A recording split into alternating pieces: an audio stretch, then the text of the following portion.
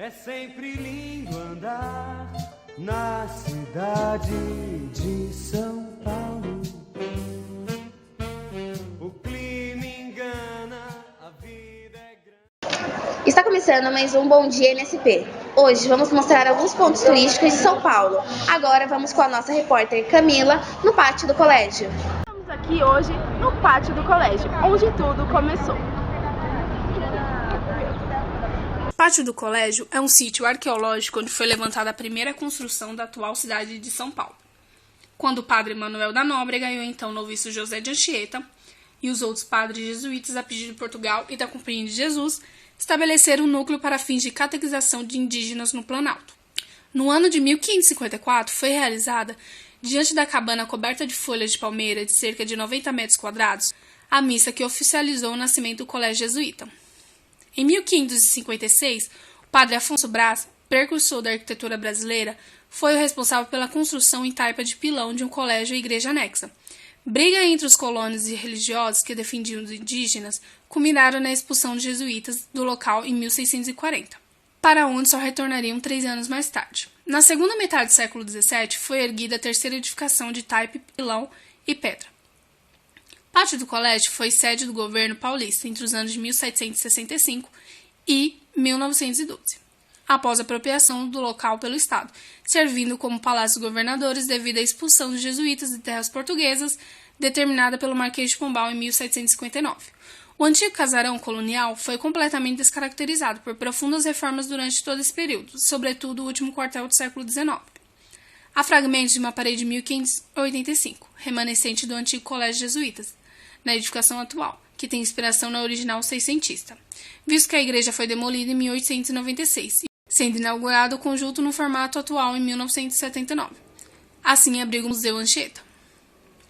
O pátio do colégio é uma obra apostólica pertencente à Companhia de Jesus. Seu complexo abriga diversas atividades culturais e religiosas, abriga o museu, a igreja, uma biblioteca temática e projetos sociais. Dentre seus programas e atividades temos as missas, retiros, casamentos, cursos, concertos, museu, biblioteca Padre Antônio Vieira, e ao terceiro domingo do mês, às 11 horas, são oferecidas atividades culturais gratuitas. O público adulto pode apreciar concertos e apresentações de grupos folclóricos. Já as crianças participam de uma série de oficinas de arte e história, teatro de fantoche, caça ao tesouro, entre outros.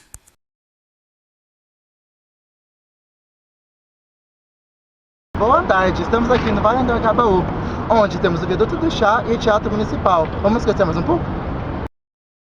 O Vale do Anhangabaú é uma região do centro da cidade de São Paulo. É um espaço público caracterizado como praça, onde tradicionalmente organizam-se manifestações públicas, comícios políticos e apresentações e espetáculos populares. Não se sabe ao certo quando o Vale do Anhangabaú foi ocupado, mas há registros que apontam que em 1751 o governo já estava preocupado com um vale aberto por Tomé de Castro, na região, entre o rio Anhangabaú e um lugar onde se tratava a água chamado Iangabai. Até 1822, a região não era mais que uma chácara pertencente ao barão de Itapetininga, onde se vendia agrião e chá. Lá, os moradores precisavam atravessar a ponte Lorena para chegar do outro lado do morro, dividido pelo rio. A Câmara Municipal pressionou o barão de Itapetininga a ceder parte de suas terras, que foram transformadas na primeira rua do Vale, a Rua Formosa, em 1855. 11 anos depois, o presidente da província, João de Matos, solicitou a cessão de nova parte das terras do barão, no que foi atendido, com a condição respeitada de que ele fosse dado o nome da rua Barão de Itapetininga. Em 1877, começou a urbanização da área, com a idealização do Viaduto do Chá, que só viria a ser inaugurado em 1892. Atualmente, define-se como uma extensa laje configurada como calçadão sobre um entrocamento rodoviário, possuindo papel importante na circulação de pedestres do centro da cidade. Esta plataforma está localizada aproximadamente 10 metros acima da cota do vale propriamente dita, de tal forma a permitir a passagem subterrânea do tráfego rodoviário por meio do complexo Papa João Paulo II. O espaço também interliga-se a outras praças da área central, como a Praça Ramos de Azevedo, justaposta ao Vale, ao Largo de São Bento, por meio das escadarias do metrô, e a Praça da Bandeira, atualmente ocupada por um terminal de ônibus. Com jardins, obras de artes e 3 chafarizes, o Vale do Anhangabaú é hoje um cartão postal do centro de São Paulo, de onde é possível ver edifícios igualmente caracterizados como cartões postais. Pela sua ampla dimensão, o vale é considerado um espaço adequado a reuniões públicas de grande porte. Dentre as mais célebres manifestações ocorridas no Vale do Anhangabaú está o Comício pelas Diretas Já, organizado no dia 16 de abril de 1984, onde foram recebidas cerca de 1,5 milhão de pessoas.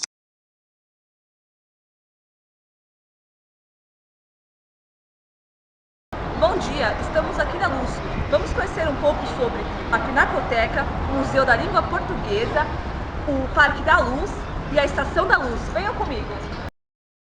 A Estação da Luz, que se encontra em um espaço de 7.500 metros quadrados do antigamente bem frequentado Jardim da Luz, em São Paulo, foi projetada pelo Barão de Mauá para suceder a primeira estação, a qual data de 1867.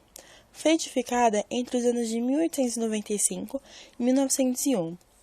E hoje é parte integrante da Companhia Paulista de Trens Metropolitanos, a CPTM, e do metrô de São Paulo, constituindo-se em um dos principais centros metroviários da cidade.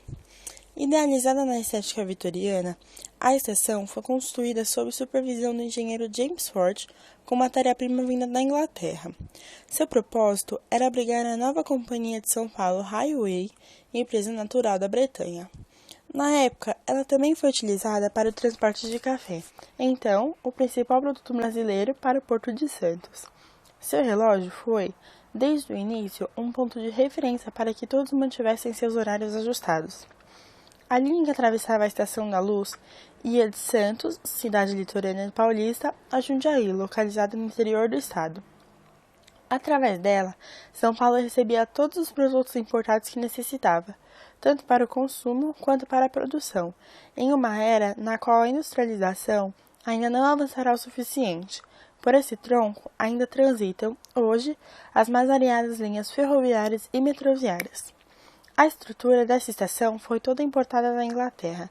Mecanismos pré-moldados desembarcaram em São Paulo e aí foram montados. O material de alvenaria, porém, é de origem brasileira.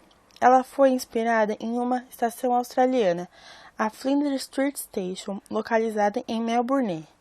Um incêndio quase extinguiu a Estação Luz em 1946, mas foi possível reedificá-la com algumas pequenas modificações.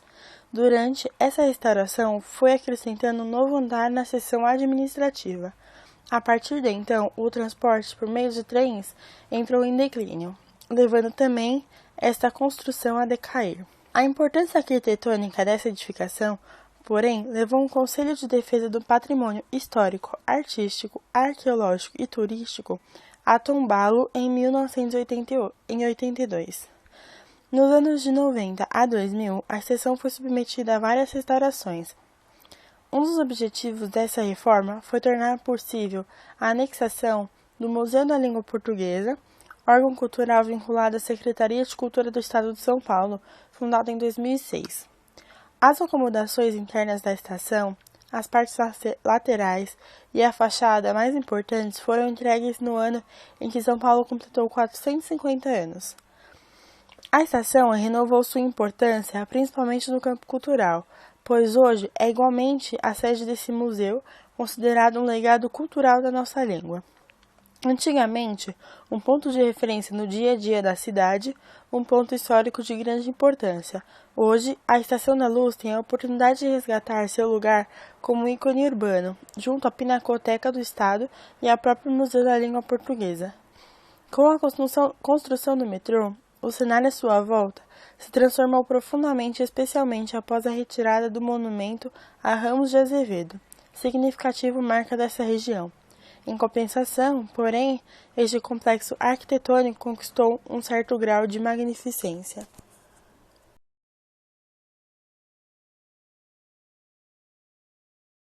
Estamos aqui numa das avenidas principais e mais conhecidas de São Paulo, a Avenida Paulista. Nela encontramos tudo que o paulistano legítimo aprecia e gosta de fazer. Variedade cultural, variedade econômica, enfim, uma vida paulistana apenas numa avenida. A Avenida Paulista é um dos lugadouros mais importantes do município de São Paulo. Está localizada entre o centro, zona sul e oeste, em uma das regiões mais elevadas da cidade, chamada de Espigão da Paulista. Devido à grande quantidade de sedes de empresas, bancos, consulados, hotéis, hospitais e centros culturais, movimentam-se diariamente pela Avenida Paulista milhares de pessoas oriundas de todas as regiões da cidade e de fora dela. A avenida foi criada no final do século XIX e inaugurada no dia 8 de dezembro de 1891. A princípio, seu nome seria Avenida das Acácias ou Prado de São Paulo, mas foi declarado se chamará Avenida Paulista, em homenagem aos paulistas. A Avenida Paulista foi a primeira via pública asfaltada de São Paulo, em 1909. Nela, localiza-se o conceituado Museu de Arte de São Paulo, o MASP, estabelecido outrora na Rua 7 de Abril, e instalou-se em sua nova sede em 7 de novembro de 1968, sendo inaugurada pela Rainha do Reino Unido, Elizabeth II. No seu conjunto arquitetônico, possuía vários casarões de famílias tradicionais de fazendeiros ligados ao café, mas poucos casarões ficaram, como é o caso da Casa das Rosas, uma obra do escritório do renomado arquiteto Ramos de Azevedo para a residência de sua filha, que atualmente é público, abrigando biblioteca e oferecendo exposições e lançamentos de livros. É famosa também a antena do prédio da Fundação Casper Libero, sendo a maior e mais alta da avenida e que chama a atenção devido à sua iluminação amarelada. O mesmo prédio também é famoso por suas escadarias, pelo Teatro Gazeta, pela sede da TV e Rádio Gazeta FM, da Faculdade Casper Libero e pelo Cinema Reserva Cultural. Todos os anos são realizadas as festas de Réveillon na Avenida, reunindo milhões de pessoas de todo o Brasil. A Corrida de São Silvestre ocorre tradicionalmente no dia 31 de dezembro, com saída frente ao prédio da Gazeta, percorrendo várias ruas e avenidas do centro da cidade e retornando ao mesmo local.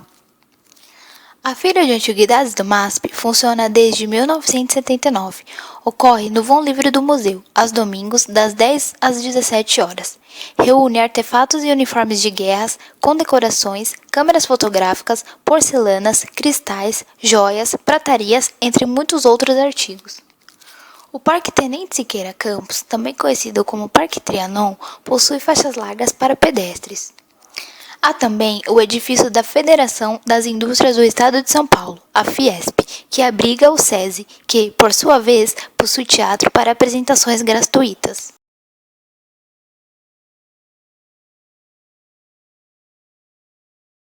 Estamos aqui hoje na Vila Madalena, um dos pontos turísticos de São Paulo. Vila Madalena é um bairro nobre da cidade de São Paulo, situado no distrito de Pinheiros, na região oeste. É o destino final da linha 2 verde do metrô, estação Vila Madalena, onde é servido por um terminal de ônibus. Uma das características mais pitorescas do bairro é o nome de suas ruas. São nomes líricos, como Paulistania, Harmonia, Girassol, Purpurina, Wizard e Original. Segundo historiadores, as ruas foram batizadas por sugestões de estudantes, participantes de um movimento anarquista. A adoção de nomes poéticos tinha a intenção de quebrar a tradição urbana de homenagear autoridades públicas.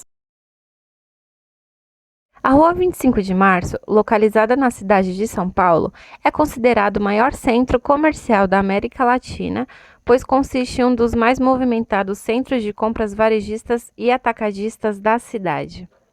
Um dos grandes entraves do comércio local é o alto número de barracas de camelôs que disputam espaço com as lojas comerciais, vendendo os mais diversos produtos nacionais e importados sem o reconhecimento oficial. Em suas proximidades, existem diversas galerias que vendem produtos importados a baixo custo, com destaque aos aparelhos eletroeletrônicos.